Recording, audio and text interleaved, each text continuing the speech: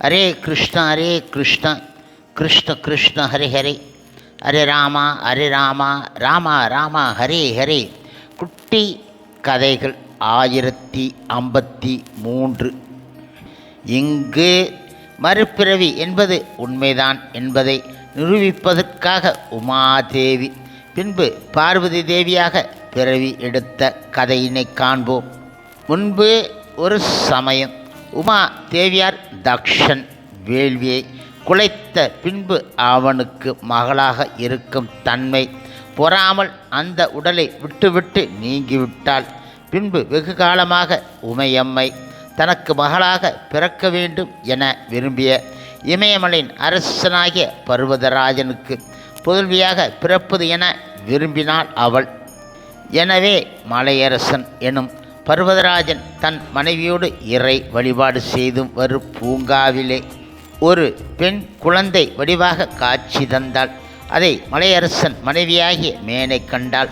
எவருக்கும் கிடைப்பதற்கு அரிய வாய்ப்பு கிடைத்தது என மனம் மகிழ்ந்து போனால் கண்டு எடுத்த குழந்தை தன் கணவரிடம் காட்டினாள். அவனும் அது கண்டு மனம் மகிழ்ந்தான்.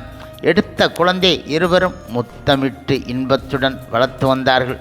உமா தேவி இவ்வாறாக நாளொரு மேனியும் பொழுதொரு வண்ணமாக வளர்ந்து வயதுற்ற காலத்தில் ஒரு நாள் ஒரு முனிவர் அந்த இடத்துக்கு வந்து சேர்ந்தார்.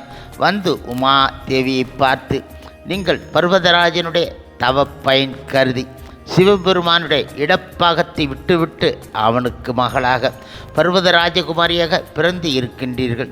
நீங்கள் இல்லாமல் சிவபெருமான் மௌன நிலை பெற்றுவிட்டார்.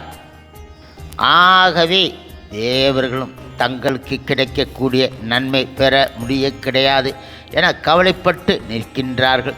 இதனால் சீக்கிரம் சிவபெருமானை வந்து அடைய வேண்டும் என விரும்புகின்றார்கள். தாங்களும் அவ்வாறே சிவபெருமானை அடைவதற்கு உரிய தவத்தை மேற்கொண்டு சிவபெருமானை பெறுவீர்களாக என முனிவர் பர்வதராஜ குமாரியிடம் கூறி சென்று விட்டார். முழுமுதற் கடவுள் மற்றும் பரமபுருஷ பகவான் ஸ்ரீ கிருஷ்ணன் தூய பக்தரான பார்வதி தேவியும் முனிவர் சொல்படி நோன்பு செய்து சிவபெருமானை கணவராக அடைய பெற்று விட்டார். தேவர்கள் அது கண்டு மிக மிக மகிழ்ச்சி அடைந்து விட்டார்கள். மேலும் ஒரு கதையினை காண்போம். இங்கு புனிதமான கங்கை நதி போன்று பாரதத்தில் ஓடும் அனைத்து நதிகளுமே புனிதமானது ஆகும் என கதையினை காண்போமாகும். முன்பு ஒரு சமயம் ஒரு காலத்தில் ஒரு முனிவர் வேதராணியத்தின் வழியாக வர நேர்ந்தது. அப்போது அங்கு இருக்கும் வேத நதியின் பெருமை உணர்ந்து முனிவர் ஆனவர் அதில் மூழ்கி நீராடினார். நீராடிவிட்டு அங்கே எழுந்து அருளியிருக்கும் சிவபெருமானை உமா தேவியாரையும் வழிபட்டு விட்டு செல்லும்போது ராவணன் அவரை கண்டுவிட்டான்.